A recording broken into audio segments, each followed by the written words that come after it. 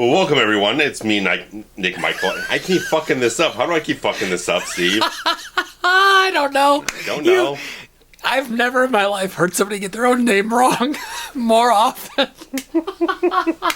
This is Nick Michalak and the stupendous Mr. Steve Frazier. Hello, everyone. And we're going to have much more good decorum going forward because we are watching the director's cut of Alien from Ridley Scott.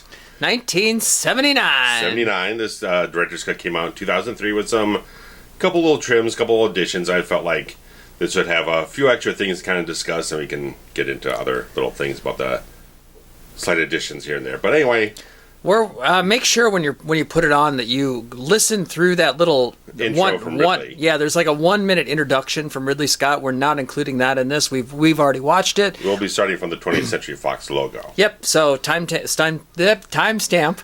I'm sounding like you. It's contagious, folks. Yes. Timestamp to 0 after the Ridley interview, and then we'll be off to the races. Yeah, so get your subtitles turned on. Again, director's cut. Get the timestamp to 0, and we'll count down and get synced up. So in 3, 2, 1, play. Here's the old school 20th Century Fox. The hand-drawn almost looks like. Yeah. With the registered trademark sticking out like a sore thumb. So, I've never really been a fan of, like, sci-fi. Yeah. Aliens in general don't really do it for me. Space in general doesn't really do it for me. However, as I've always said, anytime you can tell me a story where it's believable, and, you know, again, I like that it could happen to me theory. This starts off, sure, it's futuristic, but at the same time, you know, obviously space and space exploration and all that is a very real thing. This isn't necessarily presented as, super high tech. Right, and it's also not like aliens on, and you know, like we're gonna fight the aliens on another planet, and it's a big There's battle. Laser guns and such. Right, like that. There's a very tangible future. Yes, and I think that is what makes it. You know, they tell me a great story. They set up the rules. They follow the rules, which I'm big on. And I don't know. It's just a wild ride of, like, holy cow! How I never thought that I would like an alien movie as much as I love this movie. And I know a lot of people like the sequel even more than this one, which is a debate that we can discuss later on. I think we're going to cover the second one as well. But I don't know it was just such a groundbreaking movie. This was right. I've actually seen this in the theater a few times. I did. Because they put the director's cut out in theaters in, like, Halloween 2003, and it wasn't until, like, a lot of years later where I went back and they just did a re-release of the theatrical for, like, one of those Cinemark classic series. Yeah. I went into the film specifically intending to immerse myself, and once I did, everything worked for me. Because before, I mean, I very much appreciated the film, but I was never thoroughly enveloped by the whole thing. I was never, like, sucked into the entire atmosphere, but once I went into that theater and immersed myself, man, the film was just brilliant to me. Yeah, I feel like this is one of those movies that, for me, gets better every single time I watch it. And I have not seen it, double-digit times. It's probably only been 3-4 times prior to us watching it tonight. But still, and this Blu-ray, by the way. Oh, God, this is one of my favorite Blu-ray transfers because, I mean, I can never get over how good this film looks. And can we already talk about how much better this set looks than, say, Jason X? Oh, hell. That, we've often referred to as being like a USA TV movie quality. Right. Like, this is a set. Yeah, because, I mean, they built this entire Nostromo thing as, like, this one full enclosed set. So you could be, like, the cast can go in there and they feel like they're immersed in the environment. And it makes sense because in the reality of the film.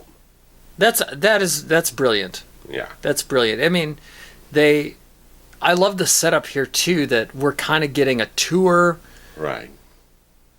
I mean, not really, not Right. where we can memorize geography. Right, but we're getting a lay of the land in a certain way. We're getting the sense of The small space, where the action is going to take place. the technological Right. aspect, like the fact, you look around and you're like, there's buttons and dials and knobs everywhere. Mm-hmm. This is a complicated piece of machinery. Yes.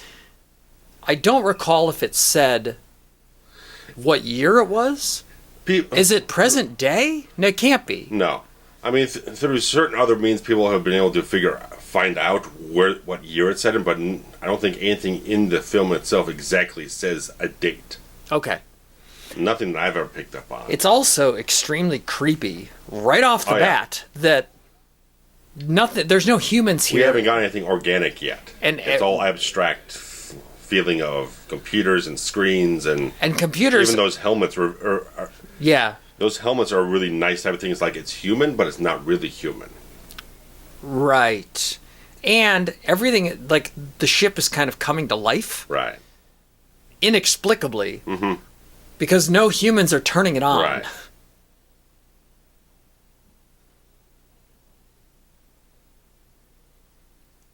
And I think even the way that the pods here, the sleeping quarters are laid out, are very creepy. Yeah. There's something about the entire set here that makes me uneasy. And we're literally 5 minutes in. Yeah. I mean, it's very clinical. Ooh, yes. It's very much kind of like very uniformity. It just feels cold in a certain way. It's very detached.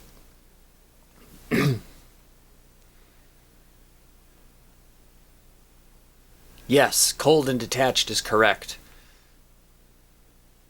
And these poor saps are waking up thinking that they're home on Earth. Oh, yeah.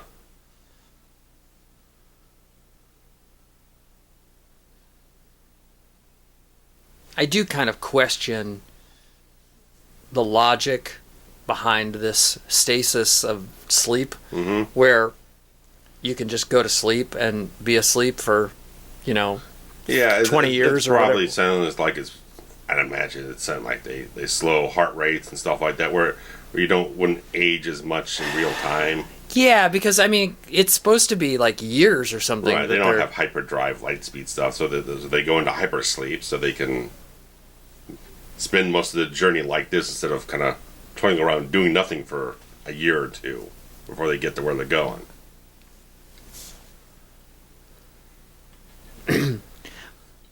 And that they really take some liberties with that in the second film, with as far as the timeline goes. Yeah. But here we've got a crew of 7. Mm-hmm. And I like so much as we get later on in the film, in retrospect, that the first character that wakes up when you focus on is John Hurt's character. Okay. The character of Kane, because obviously as we go along, what happens to him later on. Yep. It kind of swerves. So it's like if you see the first guy who wakes up and you're kind of having a few moments here where you're keeping them in focus or whatnot. It's kind of like Amanda Wyss in Nightmare on Elm Street. A little subliminal thing that maybe you're going to follow him because obviously he's the one who goes off into the cavernous area. Right. He's of the entire thing. at this point. You follow him the furthest along in the story in the first half of the movie here. Yeah, it's almost like he's your main character. Right. They've told you that he's going to be a main character. Yeah. So.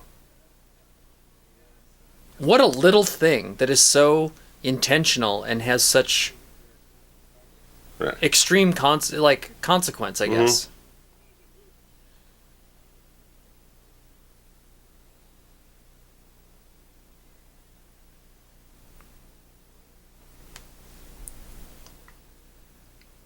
Tom Skerritt, he's one of those actors I never feel like he gets enough recognition for how good he is. Because he's usually always really kind of understated, but he's always very, very relatable, approachable type of character in these films, in most of what he does, in all the films he works on. And he is the commanding officer? He's the captain, yeah. The captain? Captain Dallas.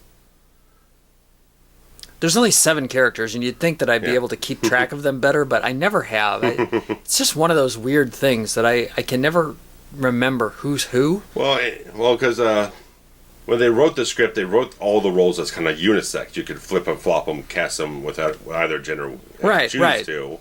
So that no one has their first name. They're all referred to by their last names. Makes sense. This is the part where he realizes that they're not actually... Right. They haven't reached home.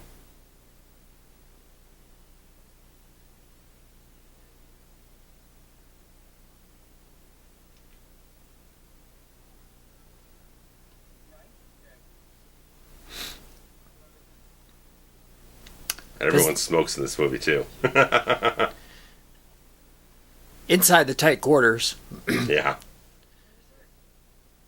I went to a casino recently in 2021, and people were smoking inside the casino, and I was like, this is a thing? Like, there still exists casinos in America where you can just smoke inside? That was weird to me.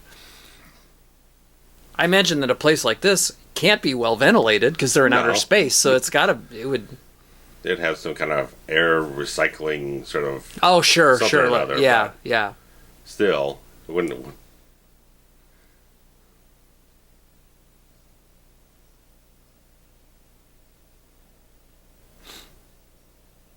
Look at the detail in those models, man.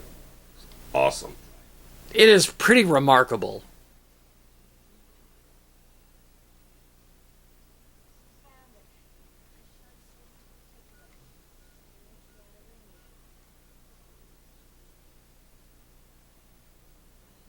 Everyone else is like, wait, what? What? This isn't our star system. We're way over here? The tension between the two ladies is tremendous. I think it's this shot. Hold on. If you look in the background there's a mirrored set in the back. Oh, really? Yeah. Someone on Twitter shared that. It's like, how the hell have I not noticed this watching this movie this many times?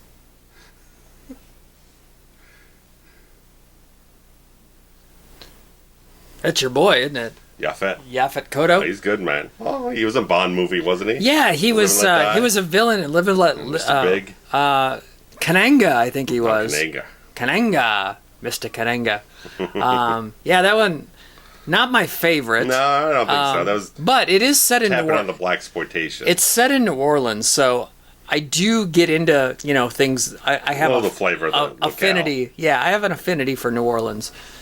But there's a little voodoo involved, and which makes me want to turn around and watch movies like Angel Heart and Serpent in the Rainbow again that are better executed on that line.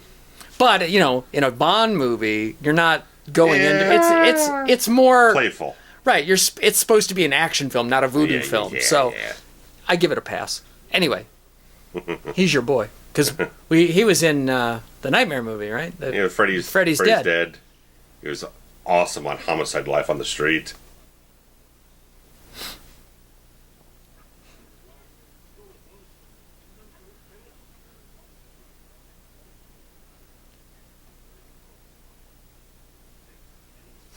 Yaphet was so insistent on Ridley just every day. He's got like 100 goddamn freaking suggestions and ideas, and to the point where Ridley was trying to find ways to sneak on the set to avoid him. Oh, that's annoying.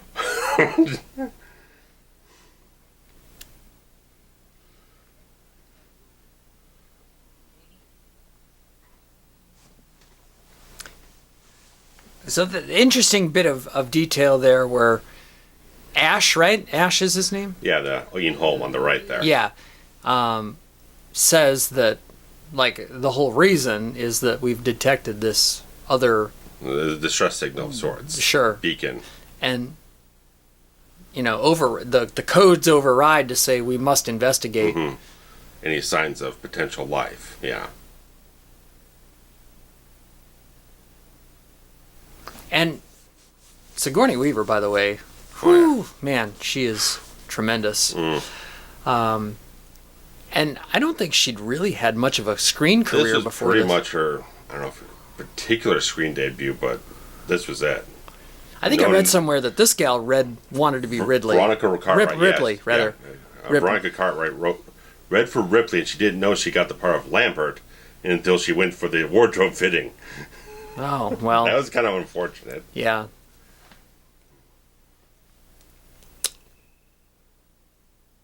Because if you have the Tom Skerritt, I guess, is the highest billed person, right? Like the most commonly known actor. I think, probably him and John Hurd were probably on the same level. So you assume filmography wise that they're going to be like the stars of the movie, right? As opposed to if you're viewing this for the first time in 1979, you assume this lady, the tall brunette that we've never might be, she's expendable. Probably. When she ends up being third in command, it's like, okay, well, here and there, And Holm had come off of mainly stage work before this. And Harry Dean, of course, he was just a regular character actor. That sure looks an awful lot like Saturn, by the way, with a ring on it. Yeah. But I guess in our solar system, if there's one with rings, then there can be rings on somebody else. Sure. Isn't it insane to think that our sun has like 7-8 planets around it, and there are countless number of other suns around there has to be other Earth-like planets. There has to be. Yeah. I was going to mention, because I was watching the Laserdisc last night, they definitely clean up some of the matte lines on these composite shots. They're a lot thicker on the Laserdisc transfer. Those big, thick black lines around. Where you can tell where the painting is? Is that what you're saying? Well, basically, when they optically composite the live action onto like the matte painting or something else like that, there's usually a black line around it where they kind of... Okay. The two separate. Kind of like sometimes on a green screen, you can see the little edge around Right. Okay. So, because when they had this shot outside the front window of the cockpit, there was thicker black lines on the Laserdisc, so they went back in and recomposited that stuff. That's nice. For the Blu-ray. This looks so beautiful, by the way. Oh, God, yeah. I mean, like I said, every time I watch this, I can't believe that film from '79 looks this immaculately good on Blu-ray. It could be made today. Exactly. I can't imagine what the 4K version looks like, because I guess they also included both versions on the 4K version, but I guess the director's cut footage is more kind of like upscaled from the HD version of it, but Fox went through that kind of effort for it. I do think that this might be one of the movies that I upgrade whenever I finally get into 4K. I'm trying to inch towards that myself.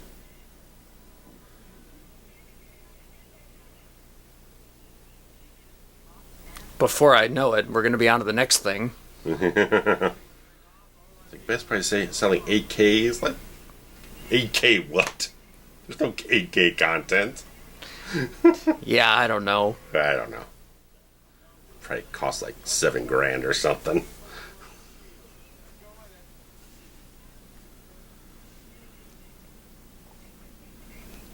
How insane would it be to land on another planet? Oh.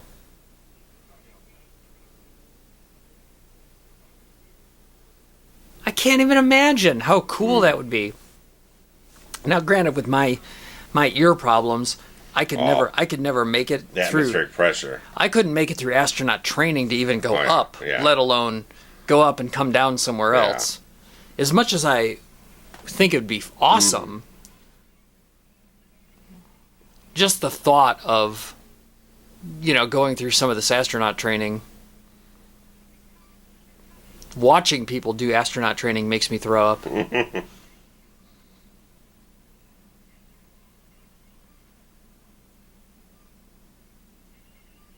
And this is a model? Yeah. You think? Yeah, it is. It doesn't look like a model. You got some incredible people involved with this thing to make it look amazing.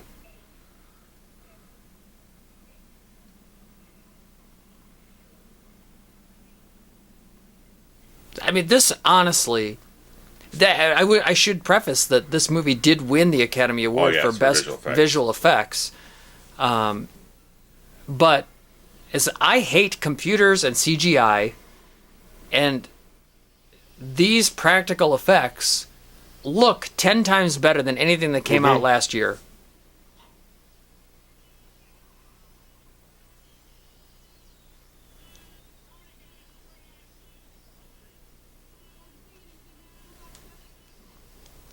You crash landed. What do you want? The wind. Oh. Oh, yeah. Just that little touch. Yeah. Adds so much to the... Yeah, just plants the whole hostile environment into your head. And as we've covered, I hate wind. It's my least favorite weather phenomenon. As many people with long hair will agree with me. Yes.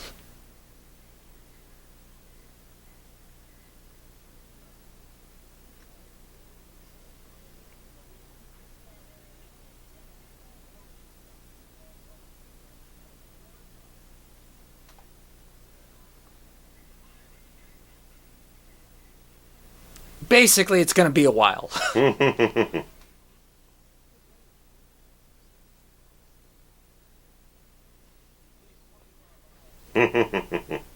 He says 17. He says 25. Neither one are round numbers. And I love that their attitude is like, it's going to take as long as we want it to take because nobody else can do our job. I love it.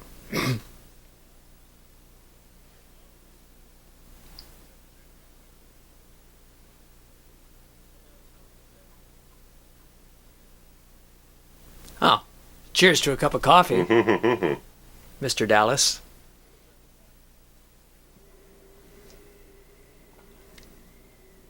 So awesome.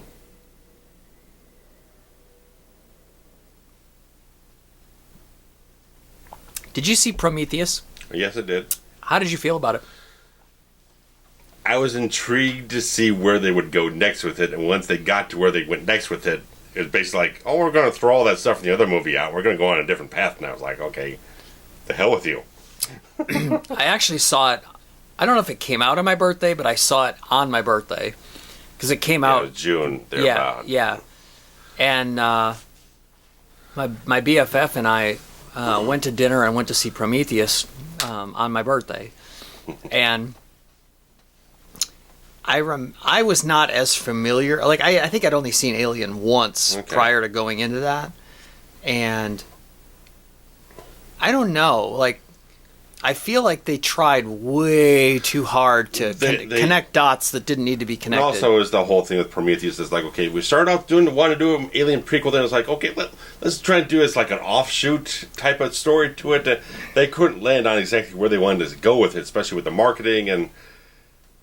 Prometheus did a whole ton of setup and didn't really pay anything off. Was the problem? Well, what they did was they ended the movie with a little bit of a glimpse into the alien. Right. It's similar to the prequel to The Thing that came out about 10 years ago. Roughly at the same time.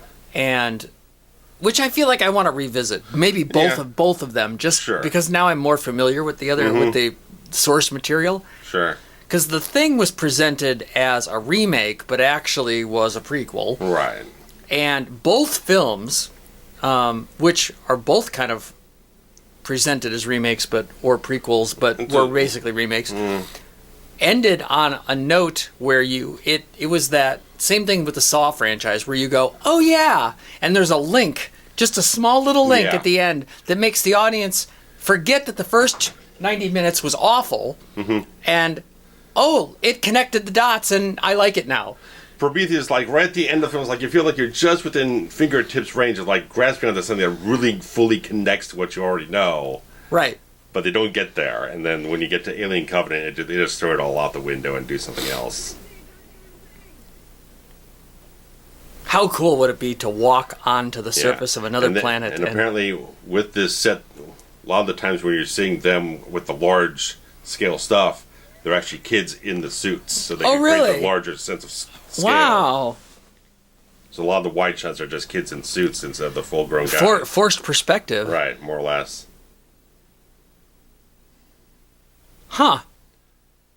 How simple of a... Like, I would never even think of that.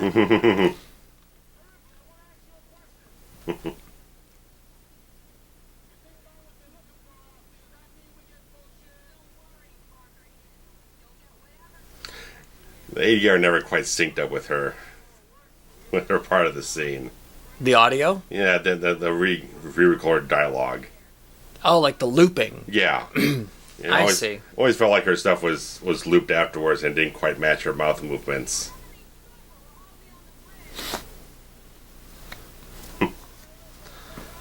Just beyond how good the Blu-ray looks, the quality of the lighting and all this stuff, it still feels modern.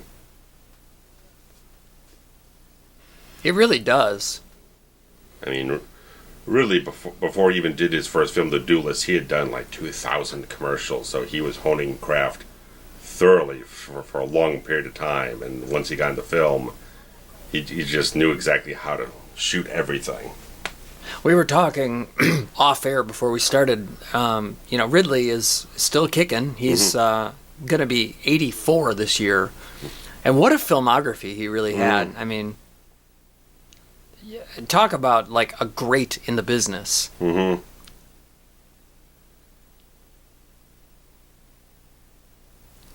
say as I really agree with Gladiator winning Best Picture, but it's fine. It's fine. Jonesy!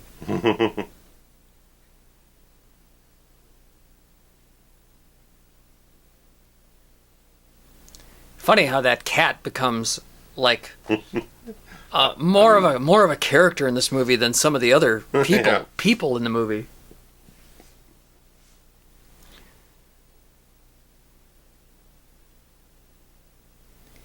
I feel like these spacesuits are kind of antiquated.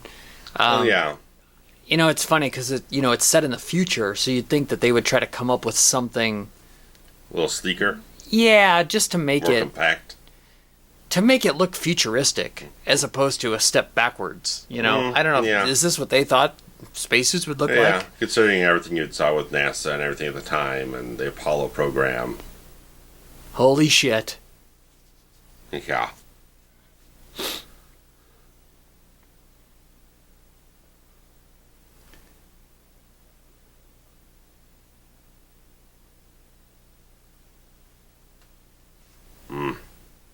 Beautiful. This movie is beautiful.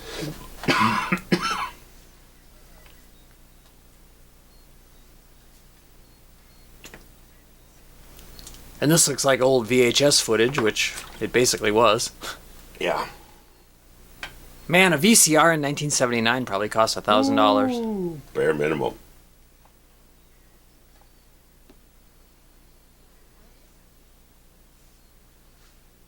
I think probably weighed 10 pounds. Yeah.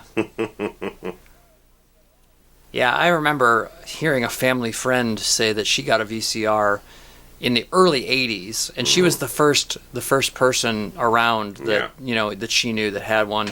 I think she paid $800 for it, like back then. Sounds right. And if you recall, the actual VHS tapes to purchase were like $100. Oh yeah, because they wanted you to rent them.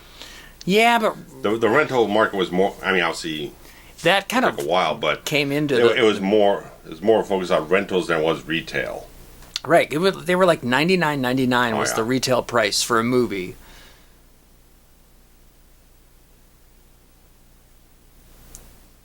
Love the three little lights just to show perspective. Just the detail. Just for perspective. And I do like also that he is having a mixed signal here and he can't quite see everything that's happening.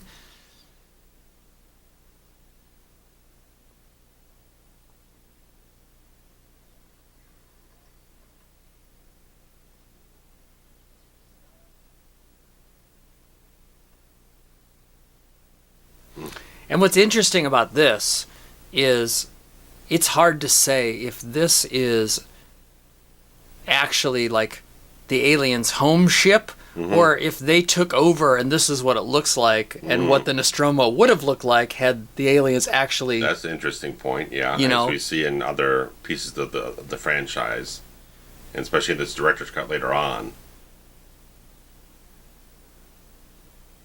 This could be their native craft, but it could also be where they've infested this one and killed its crew. That's a possibility to entertain, yeah. And I guess that's more of a hindsight thing. Like, you don't really, I always just thought that was kind of interesting. Yeah, especially when you look in the second film when the entire colony gets taken over, and this is more how it generally looks, Right. how they cocoon it all. Right, exactly. So, makes you kind of think, like... Because, going in fresh, you think that this is their actual... Yeah. Like the alien craft. Yeah. But it might not be. This shot coming up. I don't know if it really matters. Yeah.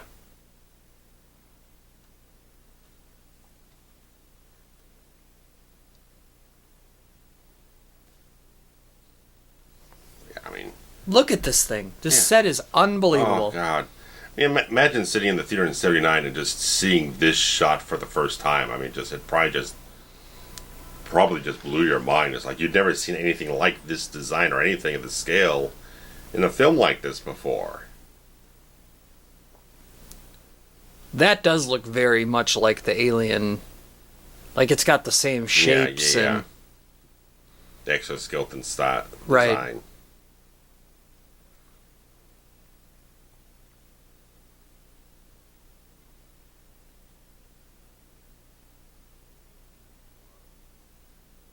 I don't know if is it the green lighting or if it's his suit that's green or whatever, but just that hint of color is like, I guess there's a little bit up on the actual ship, but it could just be a green spotlight, but holy cow. Yeah. Just that little bit of color. Oof.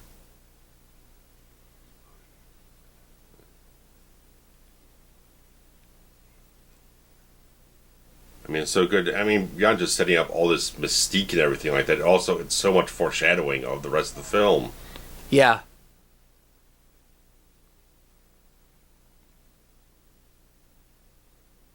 Even that looks like the gimmick stuck to his face. Mm-hmm. The face. Yeah, face hugger. Hugger. It's funny because they never give names to these things. It's just in the films, yeah. What the audience like. That's clearly a face hugger, right? It looks a lot like it, yeah. More on a human face, even though there's no reason for there to be humans. Yeah. I like how they just push in on the close up of the whole thing. There, it just looms just a tad bit. Yeah. For a little foreboding.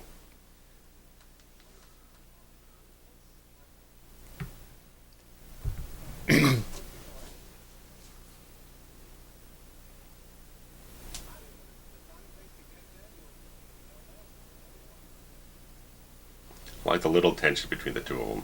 It's nice. Well, in his defense, that is sound logic. Right. Whereas, but she's definitely showing concern and stuff like that, and she wants to take action. He's pulling her back. It's just a little bit of something there. Well, we're about it's a little character dynamic to at least set up as the film goes along and builds upon that.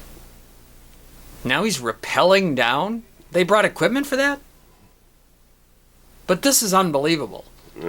I would have been scared out of my mind in 1979.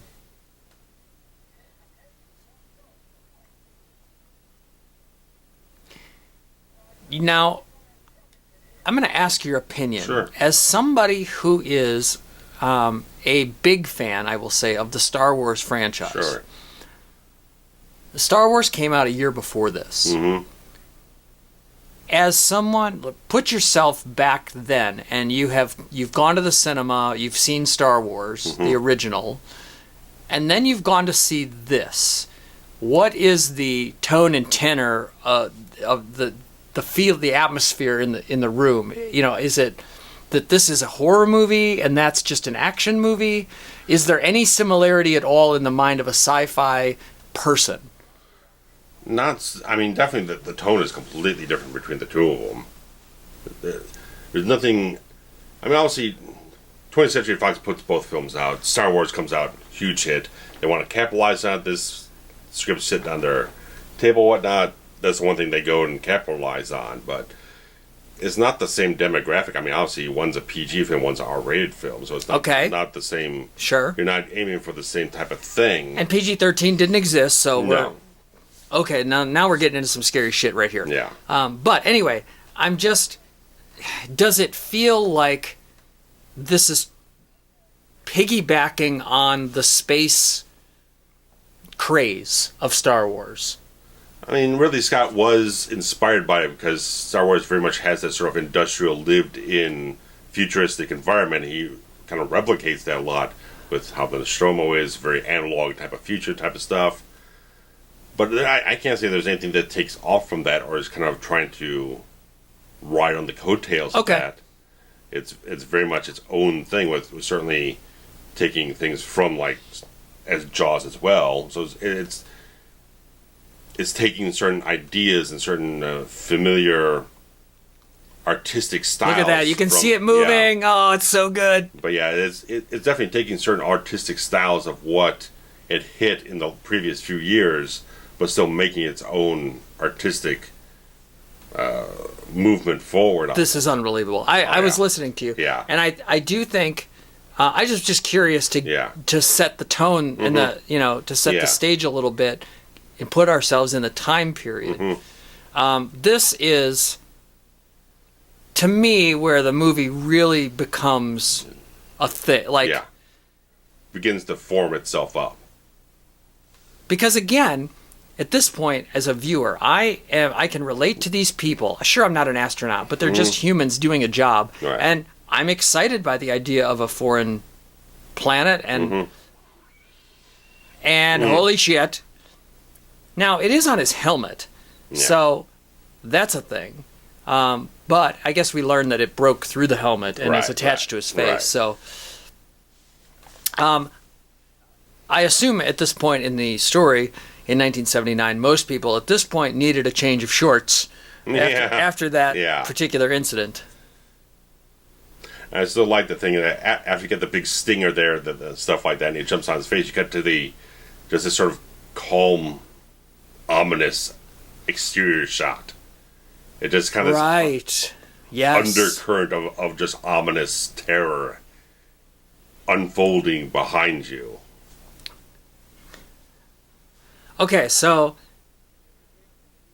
fast forward 40 years. And we're about to have a very topical conversation. Okay. Regarding quarantining.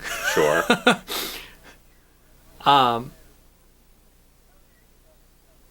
And it's so, it's crazy to me. Here is Ripley saying,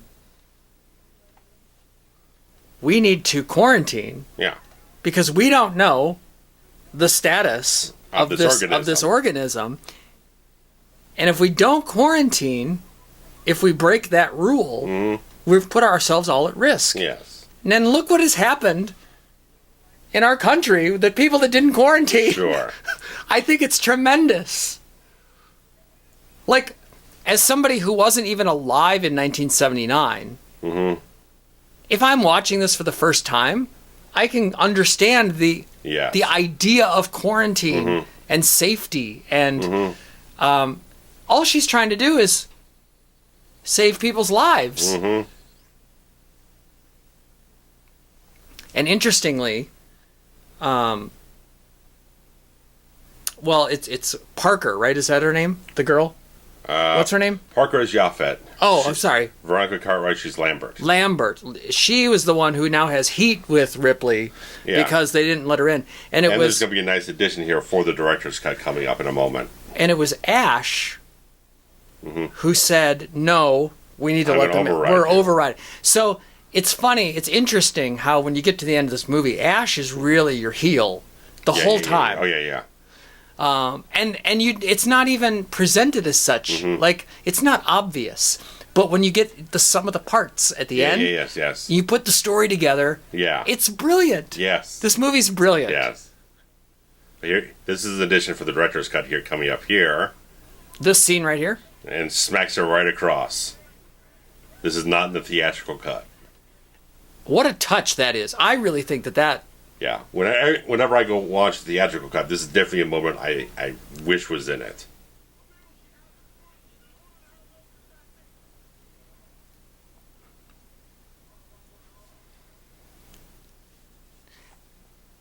On the surface, this is scary as hell. Yeah. To think that there's... some parasite wrapped around and down your esophagus and everything. Well, we don't know it's down the esophagus yet. wasn't sure At this exactly how point, it far just looks like a spider. Yeah, it's when they do the X-ray thing, they find that out.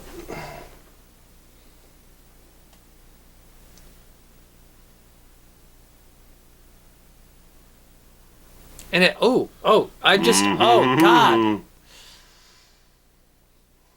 It tightens your insides up a little bit. Yeah, my asshole puckered just a smidge right there.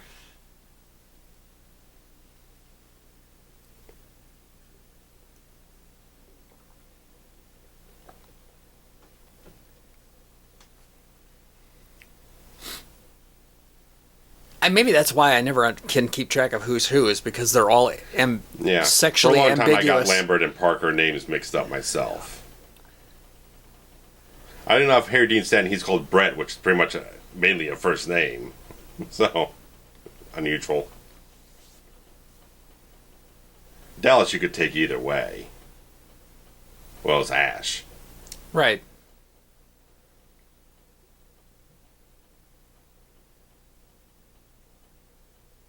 There we go. That's unbelievable. Mm.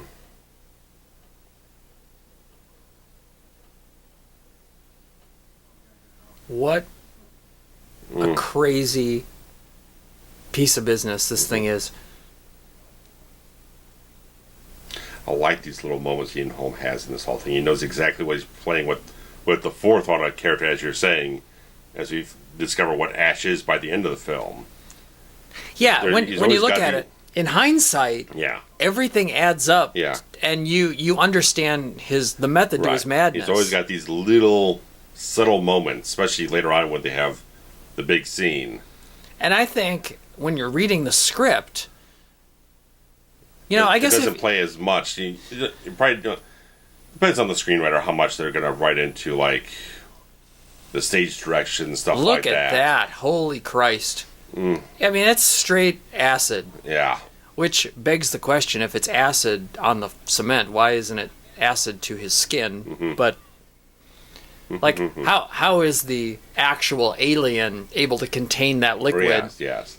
But then when it exits his body, it does that. Yeah, I mean, but you know what? It's a story. Could be an oxidized type of reaction. No one ever really explains it. It doesn't. But again, that's me overthinking things. Sure.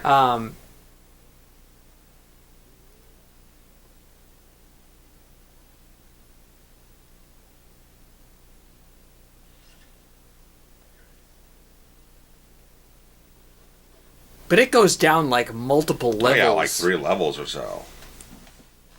Just to show the potency. Yeah. There's some smoke in the air from Yeah. Lambert's cigarette.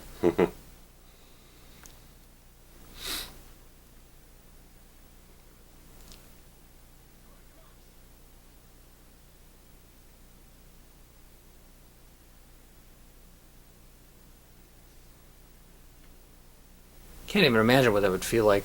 Oh, God, no.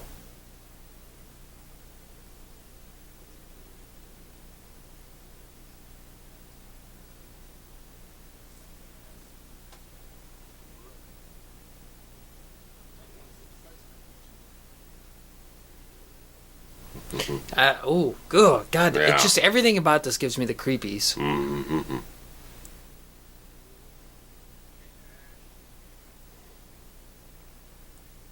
Yeah. Oh, by the way, we still have to repair the ship. Yeah. We've got other hull breaches to deal with. For 17 hours or maybe 25. Yes. Got to pad out the time.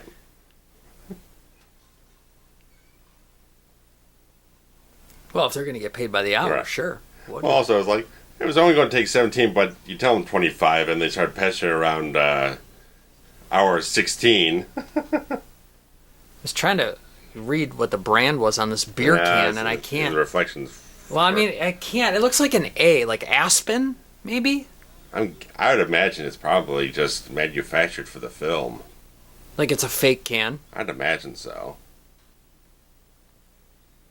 I just couldn't read the logo to even be able to investigate. Yeah. I love stuff like that, as you've come to know over the last 100 commentaries.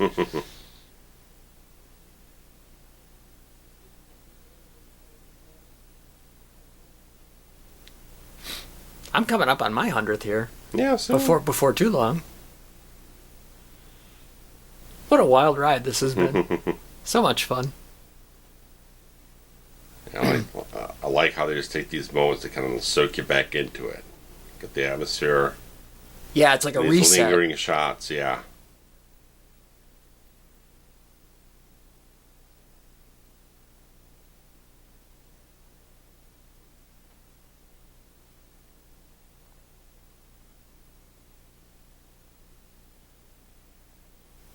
And there's no music. Not really. It's silent right now. Just the ambient noise of the ship.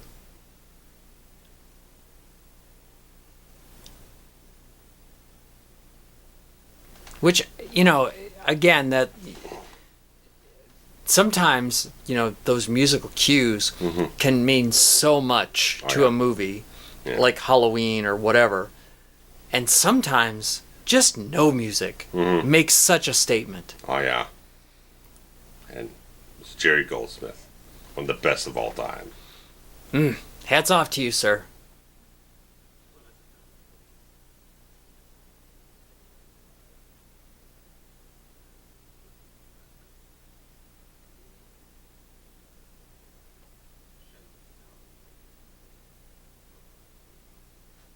He's just saying words. I mean,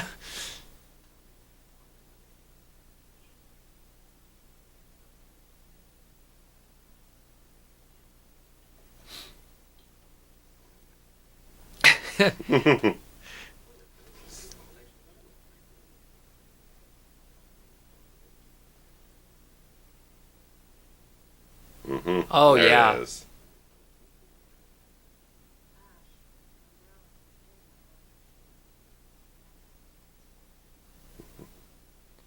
She's beautiful. Oh, yeah.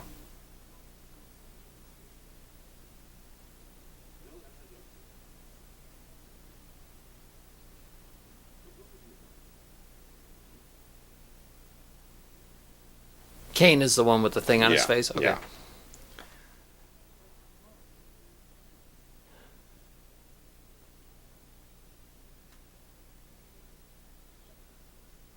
And this scene, this conversation could have taken place 12 months ago in our world. And to me, that's so kind of cool.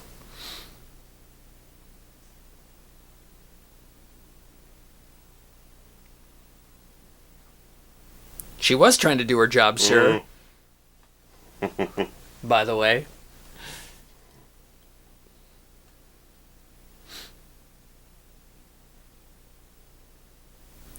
Is he drinking milk? It's a white liquid. I don't know. Apparently, Ian Holm didn't like milk for some reason. Because later on, when he's head detached and he's spilling stuff out, he didn't enjoy that. Because he had to keep gurgling the stuff out. Well, interestingly, knowing what we know now, it would kind of make sense that he, like, if that wasn't milk and it was actually some sort of lubricant. like an internal fluid kind of thing. Again, that's something little that most people probably weren't looking at the drink, like like me, because I pay attention to stupid stuff.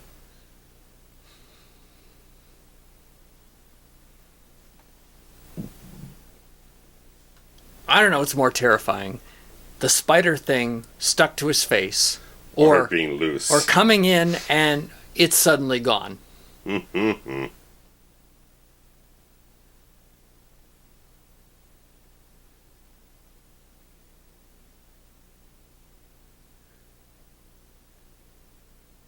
It's a good case of what you don't see is scarier than what you do. Yeah. And I really think they take advantage of that a lot in this movie. Yeah, because it could come out of anywhere. Nice checking the pulse bit.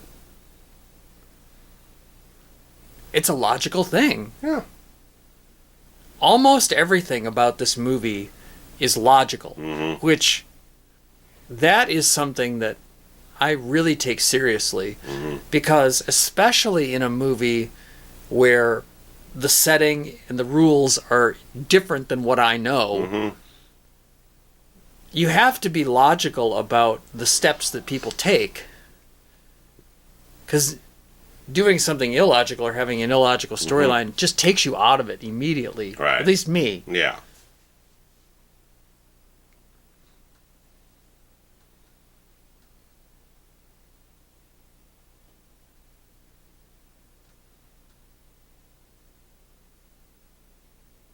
And, not to say that the scene would have been any different had he not checked the pulse.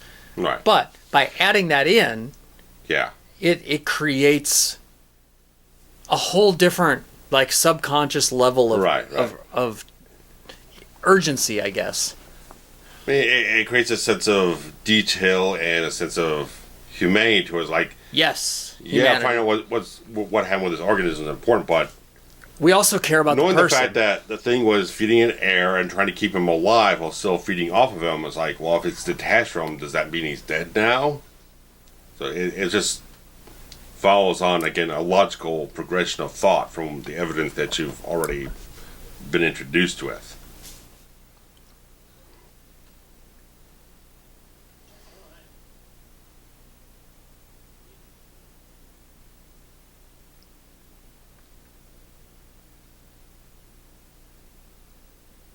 Oh my God. Yeah, Ugh. there's like shellfish and a couple other little seafood things they stuck in there. Makes sense. I'm sure it smelled putrid as hell for That's a while. That's a delicacy on two continents right there. Monkey's brains.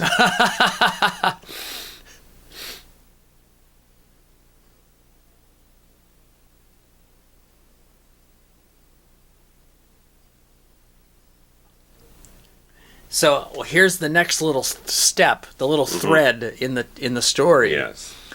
where they say we got to get rid of it, and Ash says no, we have to keep it because We have to. we got to preserve it and study it and take it back home.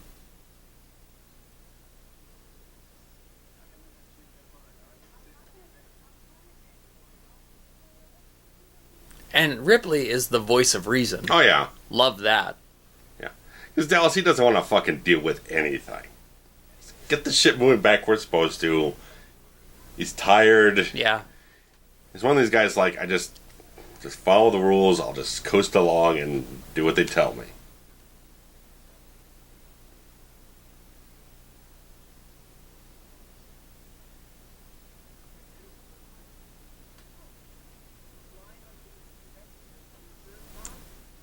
She's a cover all your bases type person. Pragmatic. He just wants to get going, Let's go back up there, get in hypersleep, and wake up at home and just be done with it. chill out at home. I still can't get over that's a model. Oh,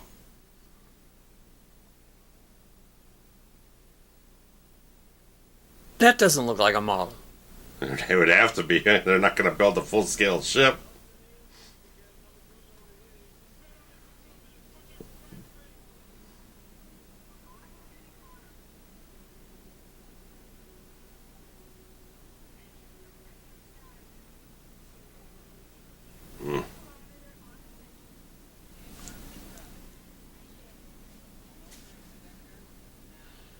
A lot of scientific terms, like vector, that don't actually mean anything related to anything, but they sound good.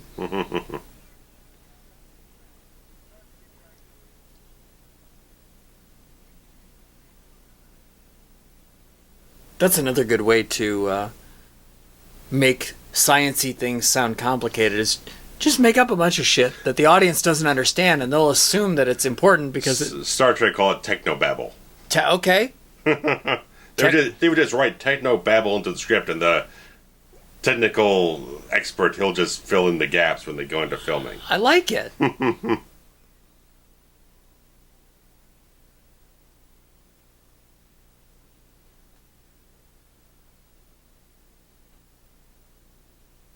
Now they were a tug/tow ship. Right. So all the other stuff behind them was like this big ore refinery thing that they're going taking back home. I got it. Because I was going to say the whole thing isn't the ship.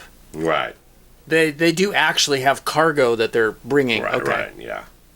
Which they then landed on the planet with them? Well, they detached. Oh, I see. Okay. And then dropped down. I see.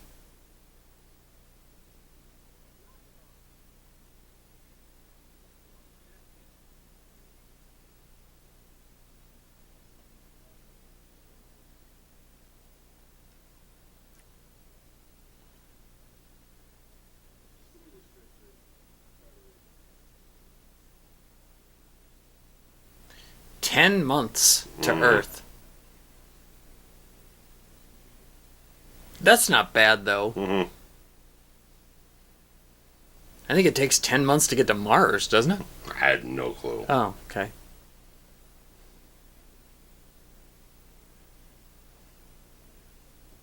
Wakey, wakey, eggs and bakey here, huh? What is he wearing? You borrowed that from Freddie Mercury in 1979. It's got a cape. It's got Borat-style underwear. I don't know. Meanwhile, old boy on the right there's got his Hawaiian shirt. Oh, yeah. Harry Dean, he's lounging on this one, man.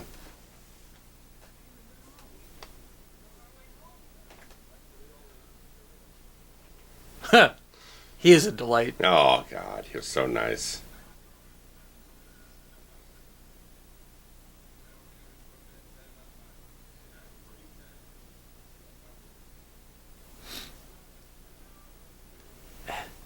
I think it's Aspen is the name of the beer. Okay.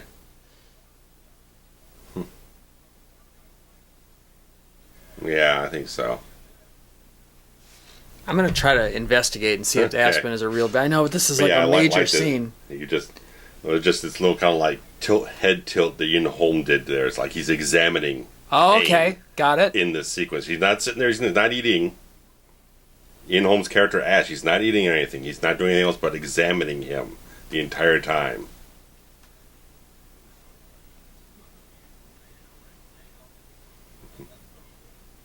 There we go.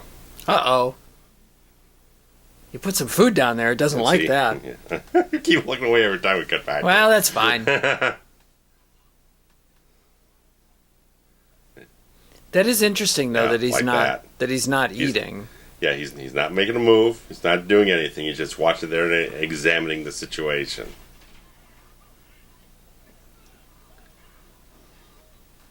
Yeah, hold him down on top of the food. That's good. Make sure to get his arm in the orange juice and. And again, you're seeing the theater in '79. This scene happens.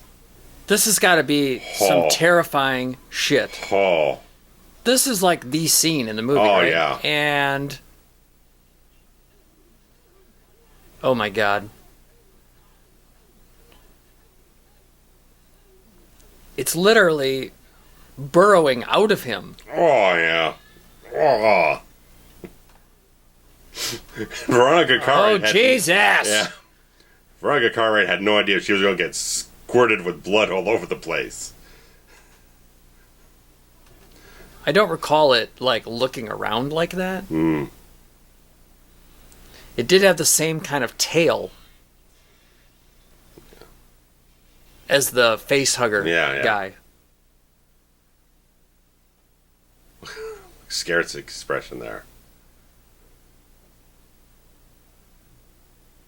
That's unbelievable. Yeah, I mean, it's unbelievable. I mean, apparently, because again, they knew what was going to happen in the scene generally, but they didn't realize they were going to have this like gushing blood all over the place. Right. So they walked in the set, all the cameras, everything are covered up with all this plastic wrap and stuff like that. I was like, what exactly is going down here? Apparently, there's an outtake where Cartwright gets squirted so bad she falls over and slips on the floor. Really? Yeah.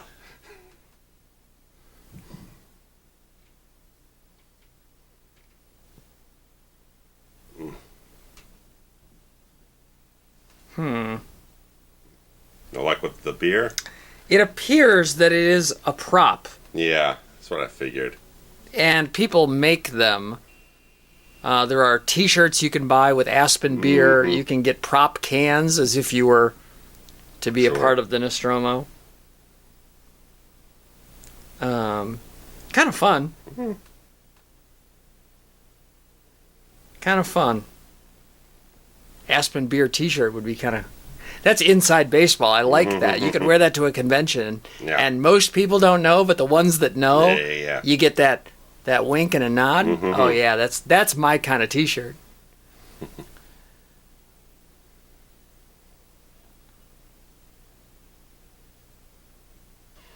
Ooh, that'll do it.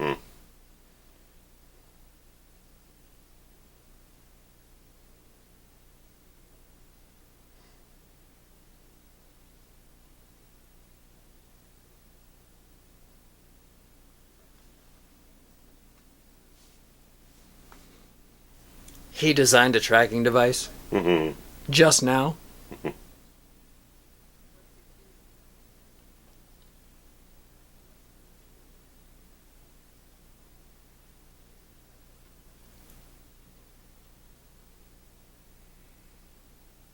Oh, I see. I see.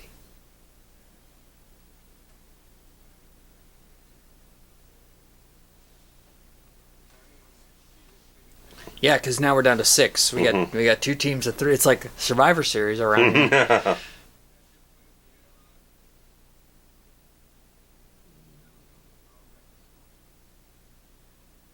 Great use of the focus there on that last shot, Oh, yeah. where they went from Ripley to Parker. See, I'm learning the names now. Yeah. It's only taken me 6 viewings. I'll forget them tomorrow.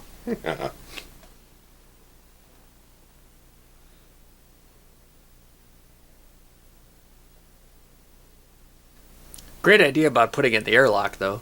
Yeah. And I like that they suggested it now, so that when it comes up later on, Yeah. it's not a surprise. Yeah. There was when we get to where it was supposed to land, I'll mention it more, but there was a cut sequence involving an airlock.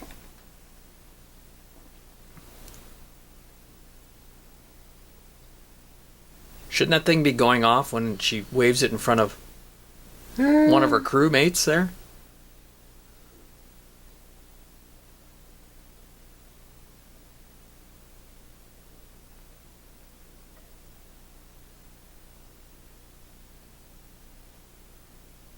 I still don't buy that he put it together, like... But I guess, whatever, it's fine. That's like the Purina Dog Chow logo, right? On the door there. They should have got, like, Fancy Feast or some sort of... For Jonesy.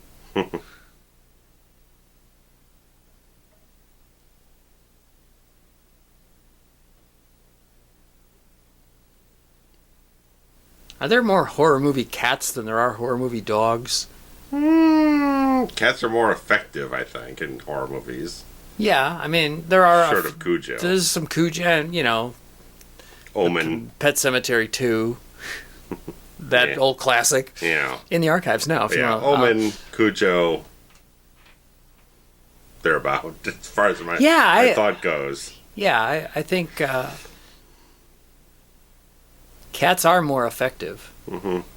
Well, in my opinion, cat is the better pet. Here we go, new poll question: cats versus dogs.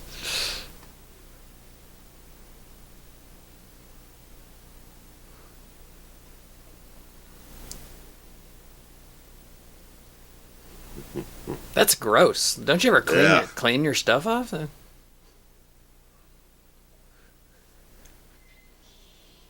Aw, Jonesy.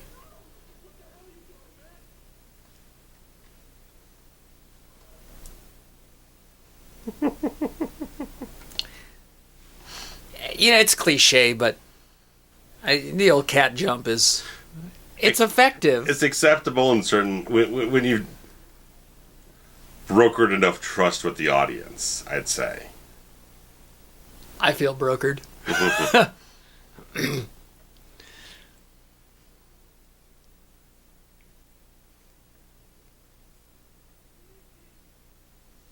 How are you going to find a cat in there?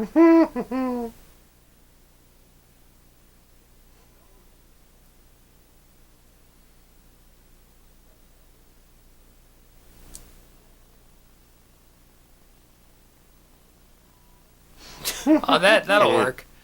Yeah.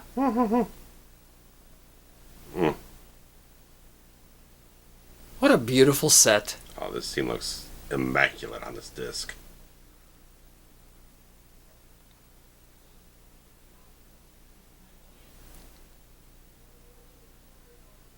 I want one of those Nostromo jackets. That's what I want. I got a thing for jackets. Yeah.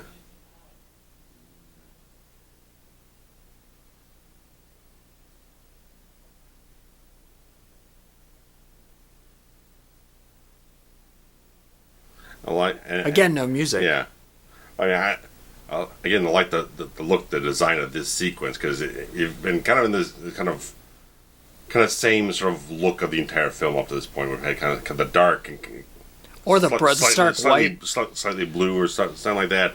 Putting into this golden entire environment just gives it something a little. Feels a little bit more fresh to the audience. They give them a little bit of a different It's a different spot. Yeah, it's I don't want to say industrial, but it's like a worker, the boiler room type whatever the word is that I'm trying to think of for that.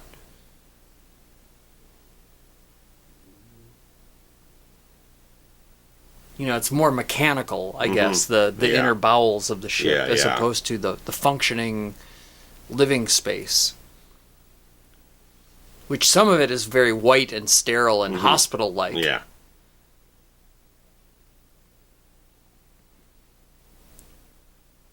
This is, equipment room. Whatever the hell that is.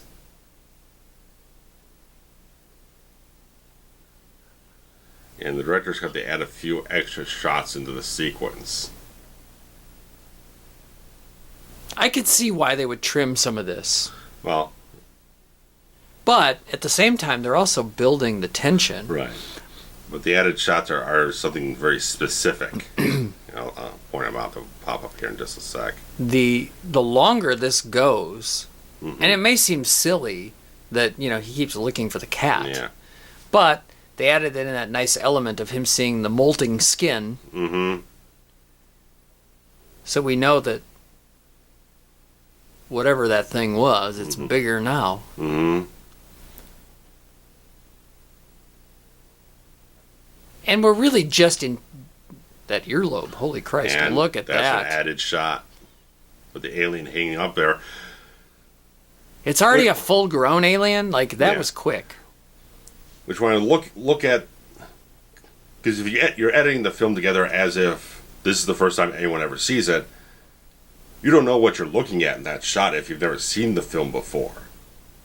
You don't know that the alien is now 7 feet tall. You're still looking for something that's like pint size or something like that. Sure. So you might not. My thought is like you don't put two and two together. Right. That's kind of my thought. Holy shit.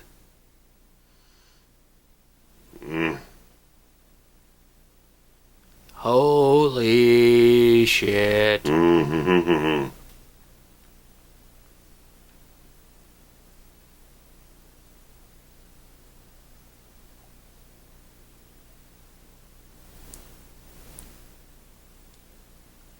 And again, still no music, really. Until now. And this added bit here, where they come in.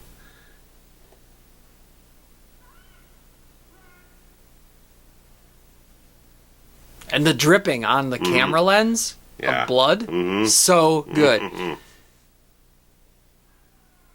They did spend all of that time baiting you into thinking that it was just going to be the cat that died. Maybe. Because they're looking for the cat and... how often does the pet actually survive? Yeah. Even Gordon didn't make it.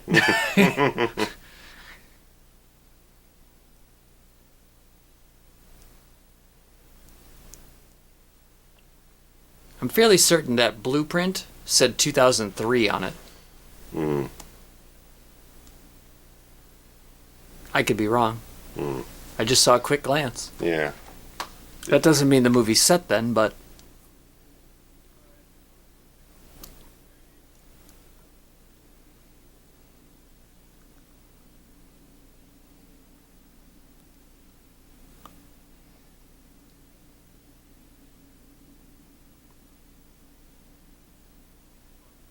Well, at least on a quick Wikipedia search, it says Alien is supposed to take place in 2079.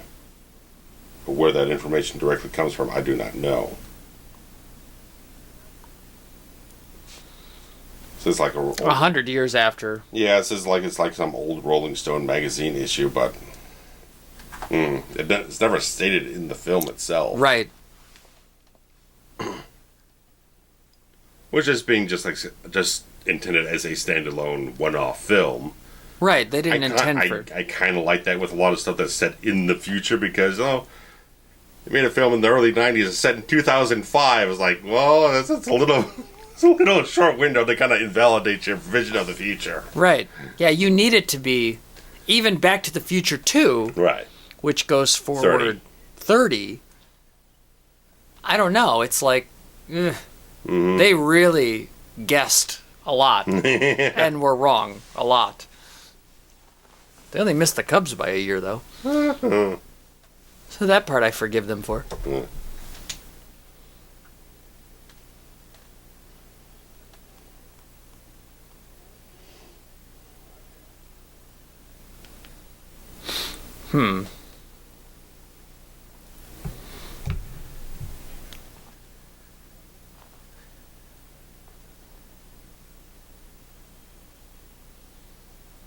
That's a cool shot. Kind of the reverse James Bond. Speaking of James Bond. Is this the air vent thing that they... Okay. Yeah. They got the flamethrowers.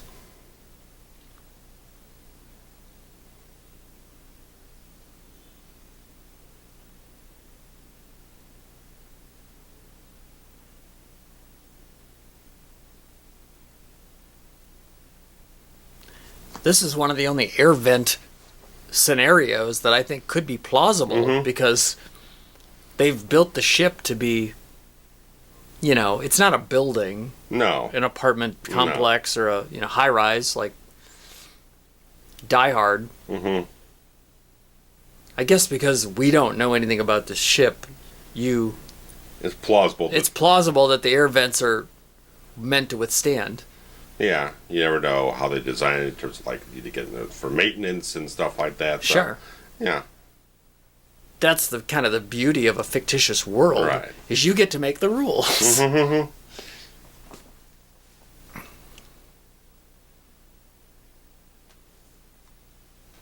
And I guess that's why people get lost in fantasy worlds, the Harry Potters and the Lord of the Rings and the Avatars of the the world. Like, it's so easy because you go to a different place and nothing's exactly the same. Right. They tell you what the rules are. So okay, that's fine.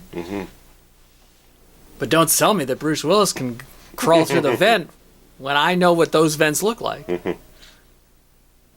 Sorry, I digress. Flamethrowers are awesome, by the way. Oh.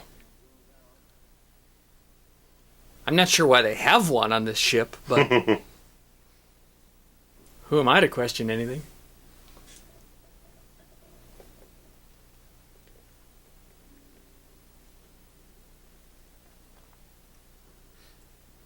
Was that a human they were tracking on there, or was that the alien? Well, I think they're tracking both of them in a way.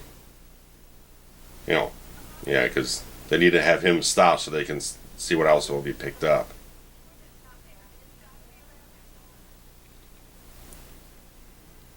Goop.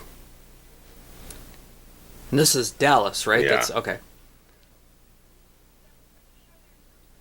And it's all really the kind of thing that someone else, I think it was Ripley or someone else kind of volunteered to go off and do this, I think Dallas is now feeling the entire guilt of The responsibility of trying to override her in the whole thing. That he's trying to at least trying to redeem himself in some way to go off and try and fix the problem.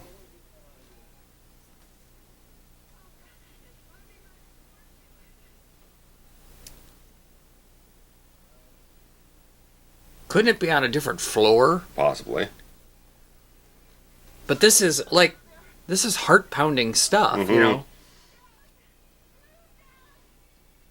Again, you cut to that shot of Ian Holm there. He's very There's no blank on reaction. expression. Yeah. Again, he's just kind of observing the situation.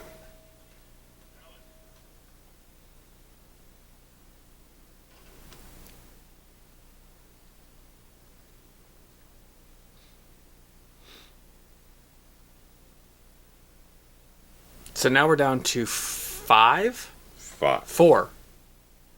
Because we lost Kane. 4, yeah, because she says, when they bring up the shelter, it won't take 4. Yeah, we lost Kane and Dallas and Brett. Yep.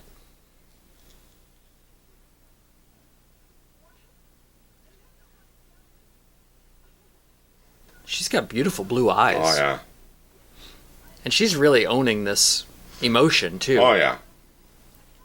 I guess Ridley kind of told her that, like, you're kind of the conduit for the audience. You're a reflection of what the audience would be feeling, more or less, watching the film.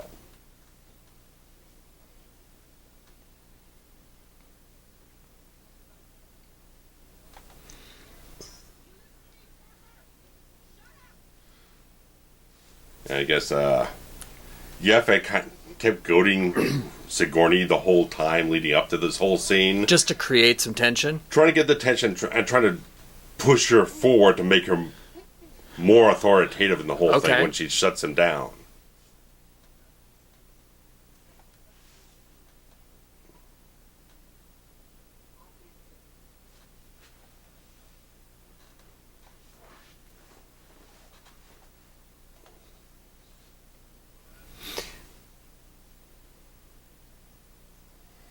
It is interesting, the dynamic of, do we proceed with, like, going after it? Or do we save ourselves? Or do we protect the mission? Like, there are a lot of different angles here. And coming up after this, there was they partially shot this entire sequence where Parker goes off, he's going to refuel the flame floor and everything like that, and he encounters the alien near one of the airlocks. And they try to blow it out there and starts decompressing the entire ship. It would have been, from what I heard, it would have been a very intense sequence where Ripley goes out there and she's trying to... The thing gets away and the whole thing is starting to decompress and everything like that, and they have to try and shut the whole thing down and repressurize, stuff like that. So a couple of the characters would come close to being either sucked out into space or something like that, or just dying there because of lack of oxygen. Okay. There's a couple of... It's like a photo or two or whatnot of it, but they never finished filming it, maybe just because they went a different route. Out of time or money or something like that, and they decided, okay, well, we can probably nix this sequence and move on to other things that are more important. Yeah, you can end around and come up with a different story. Yeah. And also it doesn't fully affect anything else later on in the film to remove it. And she's now acting senior official, right? Yeah. She's taking command because everyone else is above her is gone.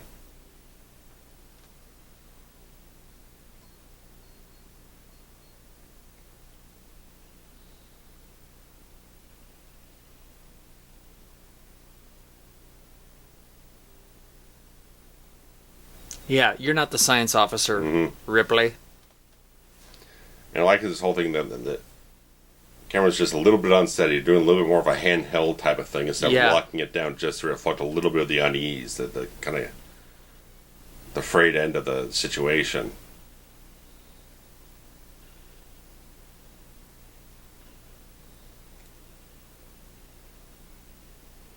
Crew expendable is so unbelievable. And there he is.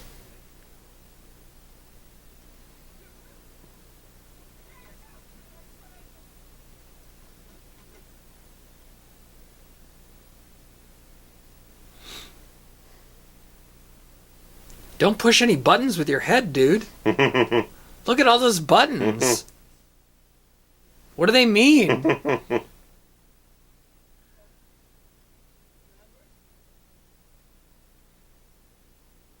She's got a bloody nose now. Yeah, apparently that was supposed to be kind of a side effect from the airlock sequence where she gets... Oh, I see. In the middle of the decompressed section of the ship, and she'd have to be fed oxygen and such, so she would have been injured through that. And now Ash is locking her in the... Mm-hmm. Because she's insubordinate. Oh. Well, he's kind of... The whole thing is like they kind of like malfunctioning at this point in time, because now he has, as we discover, he's artificial. Like, I guess... He definitely heel turns here, and then... Right. He's been given these orders where it's like, okay, crew expendable, all that type of stuff. We want to know all about this alien organism, but probably part of his probably base program is much more against that, so he's probably just fallen off the deep end in his program. Yeah, the mixed signals, yeah. He's beating the hell out of her, though. Oh, yeah. A little twitch of the eye thing, too. There's some nudie photographs.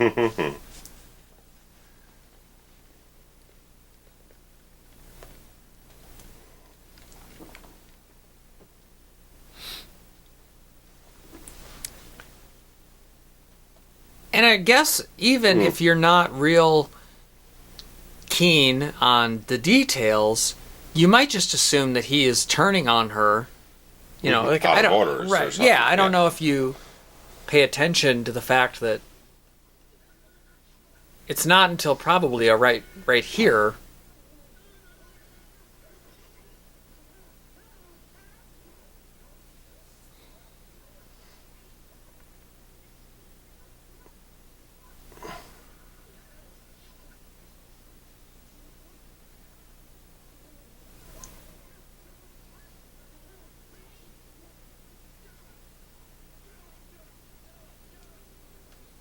Yeah, now just...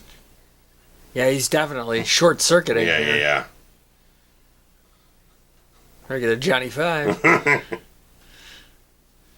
we go. There it is. Now you know.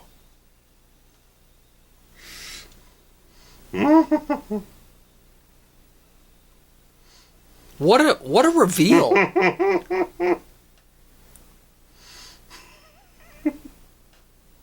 You're not expecting that shit to happen. Someone's head getting knocked off. This movie is a roller coaster of, well, I wasn't expecting that. Oh, yeah. You know what I mean? Oh, yeah. And to me, that's part of what makes it brilliant. There's your milk Yeah. shooting out. That's going to stink real fast. Oh, God. There's not much worse than spoiled milk. Oh. Oh, yeah. Hit him with the cattle prod. And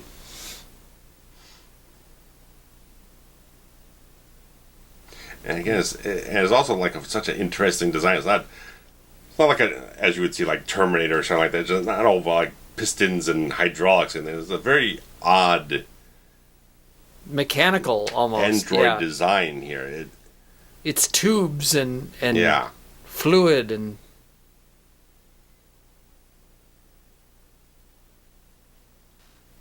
It doesn't look like it should work. Mm-hmm. But you've told me that it does, so I believe you. Yeah. You know what I mean? Right. There's your 2% coming right out of his mouth. Mm-hmm. Might be skim. Yeah. No wonder he didn't like it. Skim milk is... I liked even how the disconnected hand moved when she slapped the table. It's the details, Nick.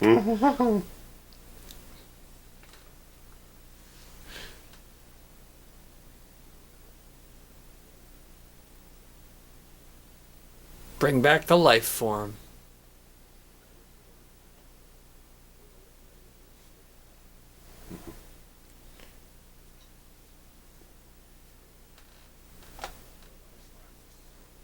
He's so worried about like his money.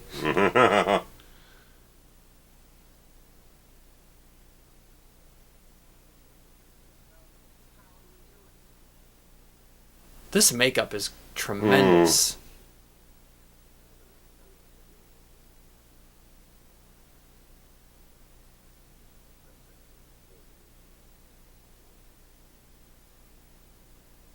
It's almost like one of those sugar glazed cinnamon rolls, you know. Like it's, Betty Crocker cream cheese frosting.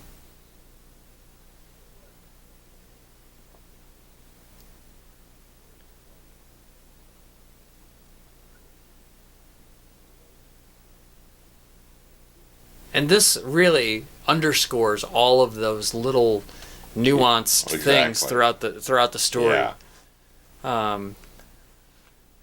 The reason that he overrode the order to let them back on the ship. Yeah. The no emotion.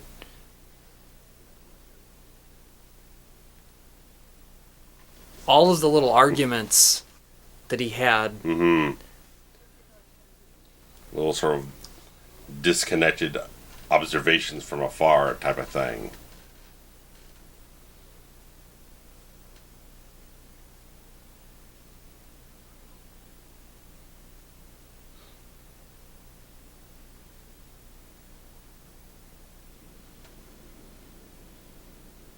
Burn it all.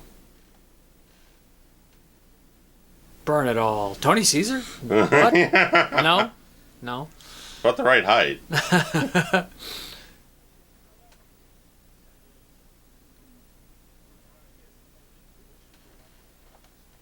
Well, now we're down to 3.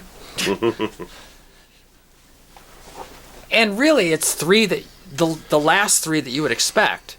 I mean, kind of, yeah. I mean, definitely Cartwright's character. You'd probably figure she'd long be gone gone. 10 minutes after the alien shows up. Yeah, long gone.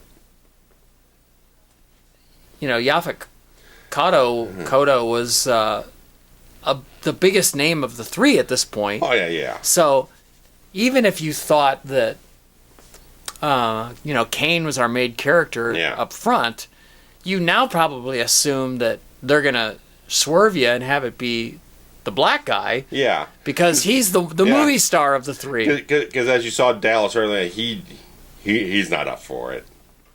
He's way too laid back and trying to just not be involved with the whole thing. And then when he gets probably as any other character would when they get into the ventilation and he's going around, creeping around in the dark, anyone else would be terrified. But as the captain, he ain't got the confidence to deal with this stuff. It's interesting. He kind of reluctantly volunteered for it, despite the fact that he really would rather not have to deal with that. So... I'm curious. I think it's interesting that there isn't a clearly defined main character. No. In that it's almost this group, like a group main character. Yeah, ensemble. And I can't think of a lot of other movies where there isn't a single main character. Right. And, where it is that person, the one single person's objective throughout the movie. And there's been some where it was a pair. Okay, yeah.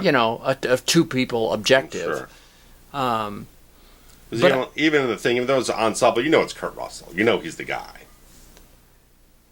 Yeah. For the most part, it's like Kurt, in that film, Kurt's the kind of the most established star. He gave a lot of kind of loner focus on his character in a certain way. It's like, if you don't... What do you think about how he's going to work on the hierarchy of the characters? This is probably going to get to the end. Sure. With this one, it is a little bit of a, I don't know, not so much like shell game that they're trying to trick you out or anything. Well, like no, that, but when you think of a main character, the main character is kind of defined by, it's the person whose objective you're following throughout the story. And they all have the same objective. Right, right, exactly. Everyone has the same. They're all just reacting to it in very different fashions. And I'm trying to recall other movies where it was more than 2 people that have a group objective, and there isn't a front runner long before this. Yeah. You know, ultimately, in another 10, 15 minutes here, Ripley will be by herself. Yeah. And then it kind of changes. I mean, if you look at it at this point, you can probably, if you're really thinking about it, watching it the first time, you could probably eke out Ripley as the front runner because she's been the voice of reason. She's been the voice of reason, the one who's had the most kind of unwavering sensibility about what to do, what not to do, and the line about being the captain when the other two weren't there, right? The supervising officer or whatever. And she's also had she's had a few extra scenes beyond other characters that have a little bit more development. Sure. So, but she's also had heat with both of these two characters. Oh, yeah. So I do think that's an interesting dynamic. Yeah. That was kind of a fun little thing. You know what I mean? She's had beef with Parker over procedure, and Lambert over procedure. Yeah, really, the quarantine. Yeah. And it's funny because Lambert turns around and basically says, "We should have never let it on the ship." Yeah. You know? And it's like, well, we tried to tell you that.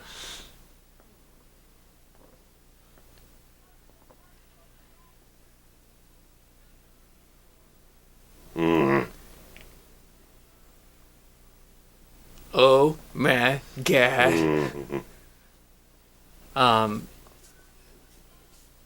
Interesting that I think they actually had a person in this costume, right? Yeah, they had a very long, lanky gentleman in it. He was roughly about 7 feet tall. Jesus, 7 feet tall. Mm-hmm. And he went off and did some training like Tai Chi and a few other things, just have a certain body language for the entire thing. What a cool shot. Oh. One of the best shots of the movie right there, you know? Yeah.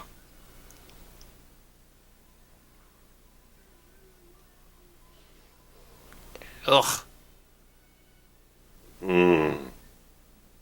Give me a hug. Well, oddly enough, this shot is stolen from Harry Dean Stanton's kill. Because you can see all the condensation falling down. Oh, really? Yeah. So were those Harry Dean's legs? Yeah.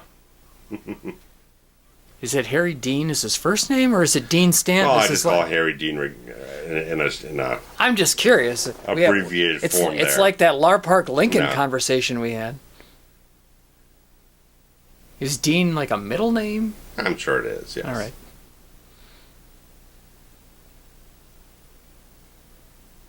All right, now she's by herself. Mm-hmm. It took an hour and a half to get there, but we have a sole survivor. Mm. And it's very very well paced, this movie, because I didn't timestamp the chest bust. I think that is the midpoint, yeah. But to me that seems like the midpoint. That might be more the midpoint mathematically in the theatrical cut, because they do add in some scenes. In this one, they trim some stuff out, add some things back in, so it might slightly shift a little earlier in the film. Yeah, mathematically, but I think structurally. Yeah, that's your pivot point. Right. And that's when everything changes. Like mahjong tiles here. I can't understand a goddamn one of them.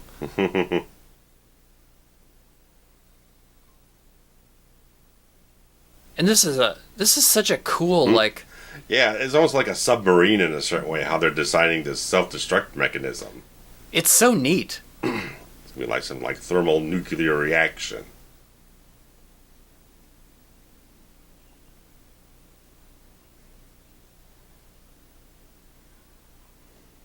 That would make sense. Mm-hmm. 10 minutes.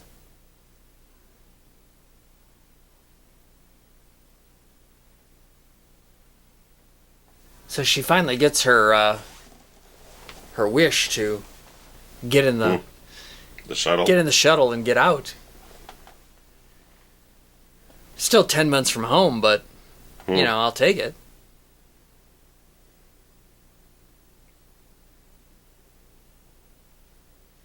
I think this is the added sequence as well.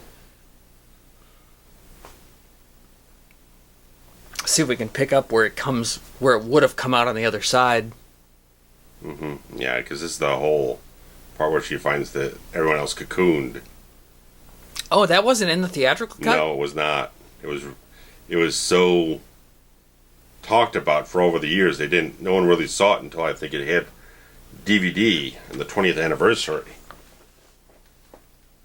See, I can't imagine this movie without it. Yeah.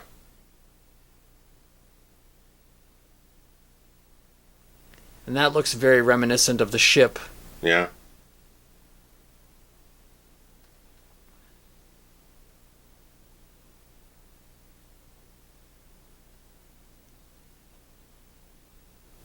I never quite understood the life cycle of this thing in that. Well, obviously, since this was not in the theatrical, it does change when they go into the sequels. Because apparently it cocoons these things, then they slowly, organically get transformed into new eggs. And then new face huggers, so they can get rolling around that way. Like, I understand egg, face hugger, chest bust, but I don't understand why you have to cocoon unless something with the human creates the egg. You know what I mean? Like, right. Doing so, you know, if you somehow like lay an egg out of the human. Yeah. When they get the aliens and they create the queen, they obviously that completely changes everything. Yeah, it's great, but it's different. Yeah, you know, like it's great in its own way, but I just can't badmouth anything that James Cameron does. Okay. Not even Piranha 2. Great shot here too, by the way. The low tracking shot that follows her. Probably not a dolly. It can't be, right? Unless it's no. They've been shooting up, so you can't see the floor. So maybe, but I don't think you can go around a corner. I don't think so. It's got to be steady cam. Some kind of steady cam rig of some sort. And the strobe is so effective. Oh God, yeah. Because just flashes of everything. We peeked behind the curtain. We went ambient, very dim lighting in the room. Yes. And even in that sequence there, the 10 seconds, it was like disorienting. Sitting here very intense in this dark room. I can't imagine it on a movie screen. Uh-oh. And this was kind of added, this shot's added in, or at least altered. They spend so much time on this cat. Well, a lot of people had like suspicions, like, is the cat in it with the other thing? Is that part of the alien? Yeah. Did they kind of have some sort of other... Like a host in the cat? Yeah. Or even just like the cat's leading people towards the alien, stuff like that. That's a cool shot. Yeah. Where you can just barely see Yeah, just getting the scale back in there again. So now she wants to undo it, right? Mm-hmm.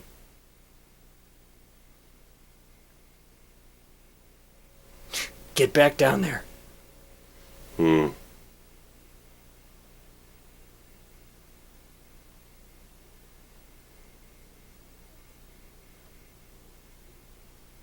I don't think it's going to happen. Mm-mm.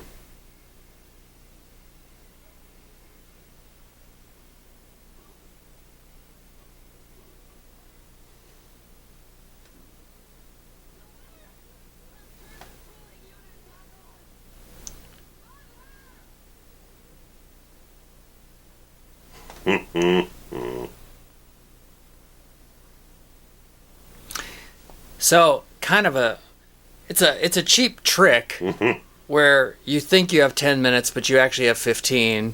You know, I don't know, but it buys you some time to tell the rest of the story. Yeah. And these frenetic, low lit, they're very crazy handheld shots. Just add to the craziness. The chaos. The chaos, yeah.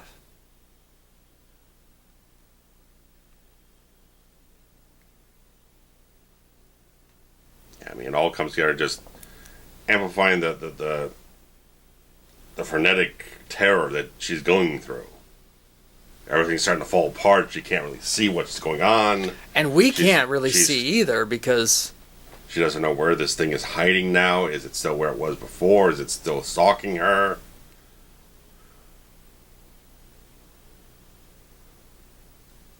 If only they'd have listened. And if only they'd have quarantined.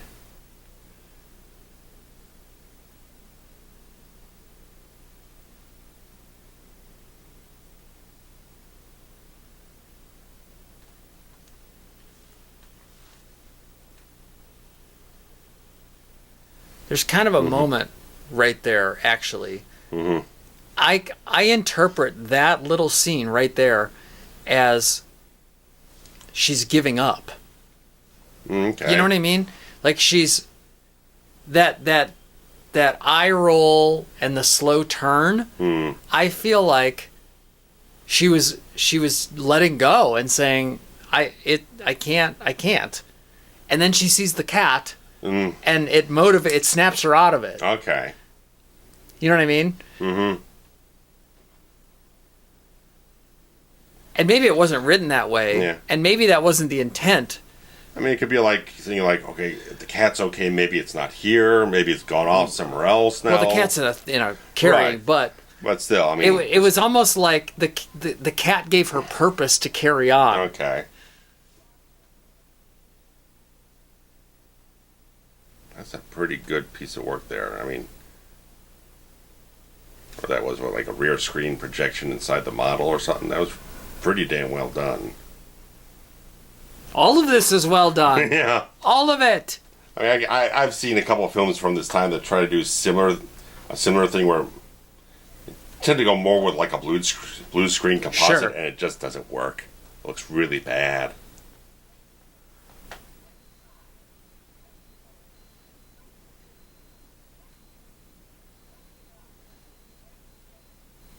So much for that oil refinery thing that they were towing behind, huh?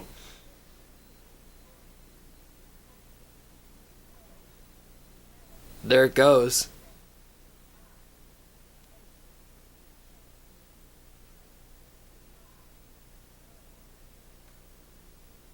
Again, no music. And what a beautiful... Almost like a nuclear reaction. Yeah, I'd imagine that's probably what it is.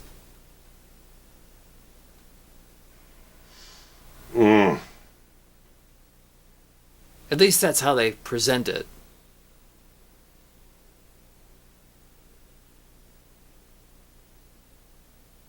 See, I'm getting nauseous just looking at her get jostled around. Oh, jeez. Whatever was there is not there anymore. No, it's not. Now it's a black hole. And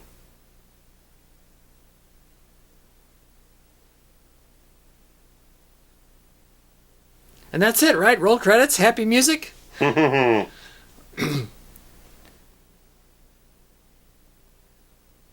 a word for this. Like a cinematic word for the I thought it was over, but it's really false not. Ending. Yeah, I don't know. Coda? Maybe? No, that's afterward. No. That's afterward. I don't know. I guess it is just a false finish. I don't know. I thought there was a word for it. Maybe it might be. I don't know.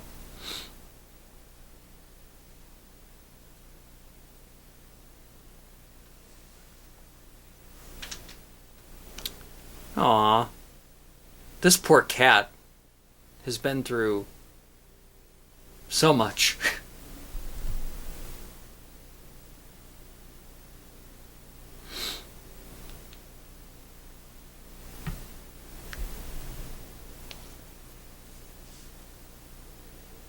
Did they ever say how many of these little pods are on the stasis pods are on this? Well, when it was just Parker, Lambert, and Ash and her, she said the shuttle won't take 4. Okay. The shuttle looks pretty big.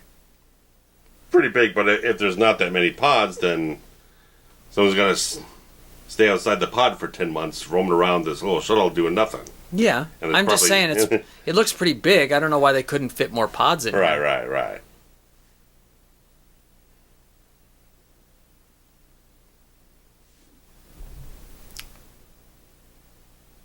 I'm going to look up how old she was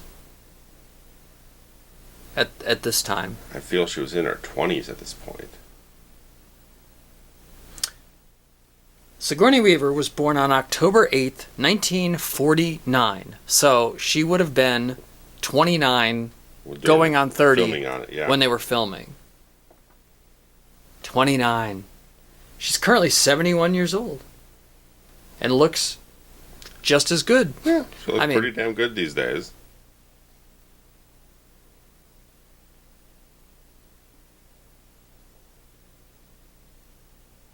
Interesting, she was also in Avatar, which I touched on a minute ago. About when I saw Avatar in 3D, because that was real hot then. Mm-hmm. I thought that was the best 3D execution that I'd ever seen. Oh, there shit! We go. Now you're fucked. Oh, hi. It's like, hey, remember Christ. me?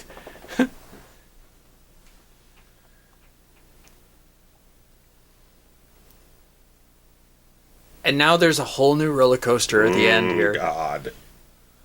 Now you're trapped in this little ship. There's not really any place to hide. It's almost like the movie starts over. Mm-hmm. And that was Act 1. You know what I mean? Of this. Now we've of the last 10 minutes. We have escalated the terror now. We've compacted it into this little space now. Brilliant. Oh.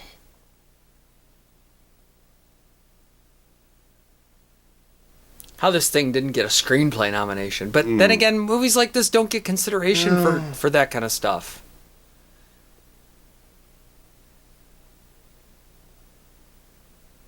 Now, granted, 1979 was, it was a hot year for drama.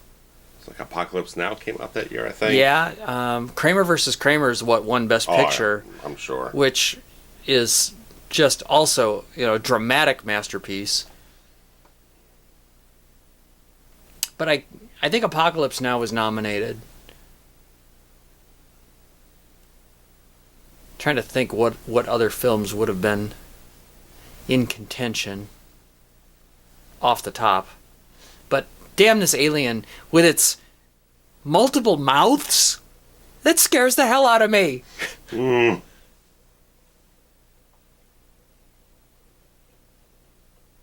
she really got buckled into that thing clandestinely. Mm-hmm.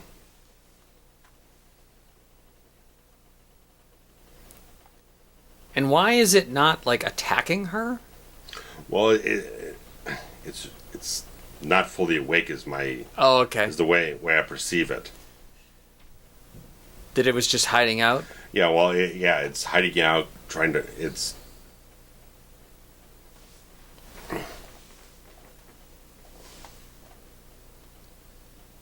more or less trying it's going to slip in there, it's going to rest until she goes into hyperpod, then it'll attack her, and that'll be it.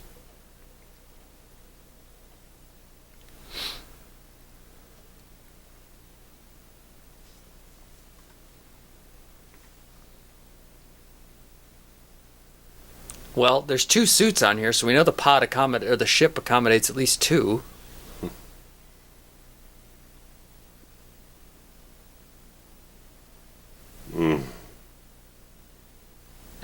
It's unbelievably terrifying. Mm.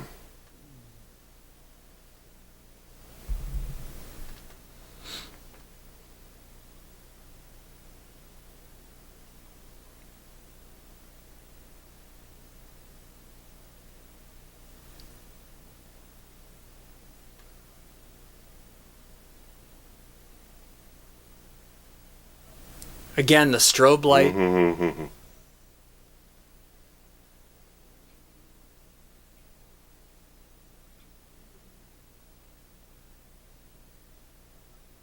The airlock is still an option here, I think. Yeah. That's why she's strapping herself in. Oh, wakey, wakey.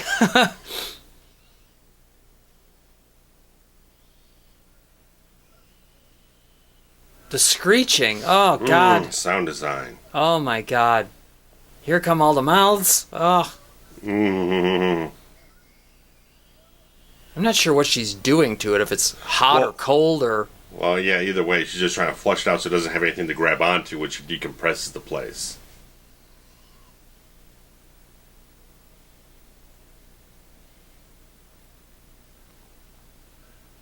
Yeah, whoever designed the actual alien... H.R. Giger. Has that person done something of note prior or since?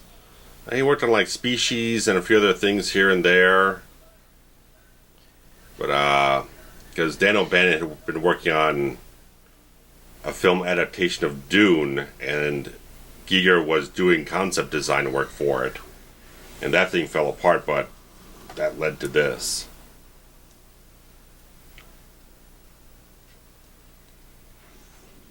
Because Giger was all into this sort of biomechanical artwork that had both terror and beauty swapped in, kind of mixed in all together like that.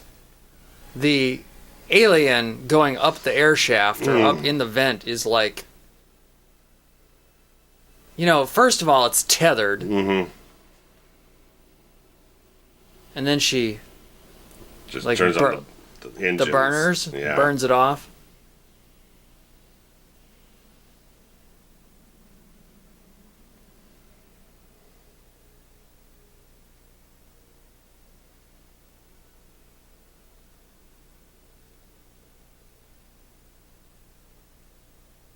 That look of relief.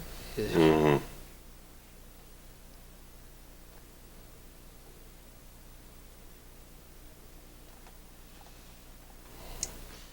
I like this little epilogue. Mm-hmm.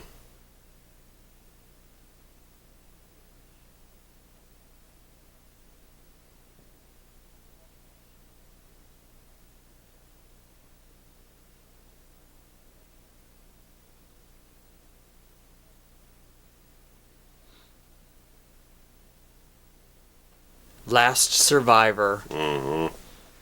What a great... Oh, it just gives me chills. Mm.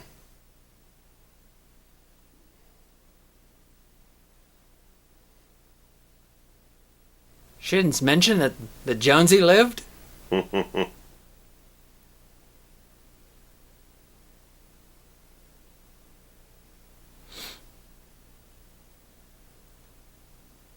I know there was there have been a few different Funko toys made from this movie, and one of the variants has Ripley with the cat, with Jonesy, which is the one I want. Of course, it's more expensive. I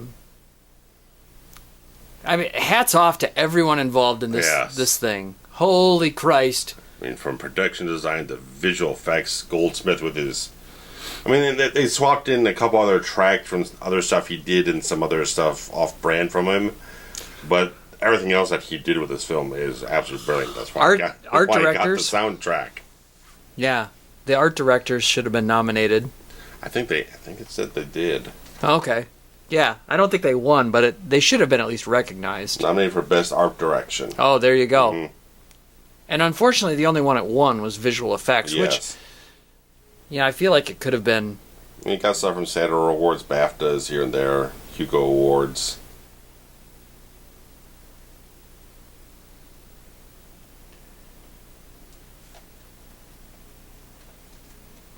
Yeah, this is a brilliant piece of business. Oh.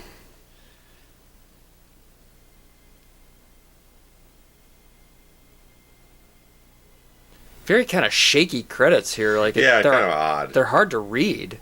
Yeah, they run by a lot faster than usual. Yeah, it's like they're sped up a little bit or something. Yeah. I don't know. They're very shaky. Mm-hmm. Oof. So, yeah, I don't know. I mean, I hope everyone enjoyed our discussion, and we try to keep some of the themes alive we usually talk about with structure and a little backstory. And feel free to comment. As usual, we love interacting with y'all.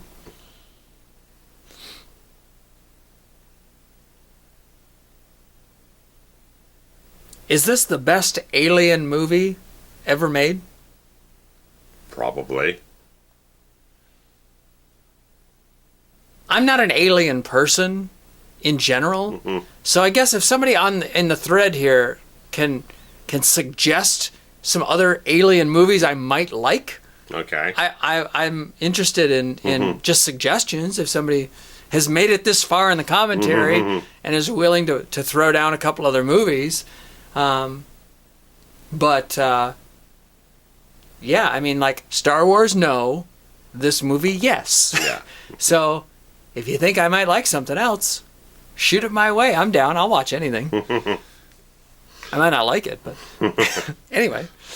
Anyway, so guys, thanks so much for joining us, and we'll be back in due time with some other great stuff. Sounds good. We'll see you next time. All right. Bye-bye. Bye.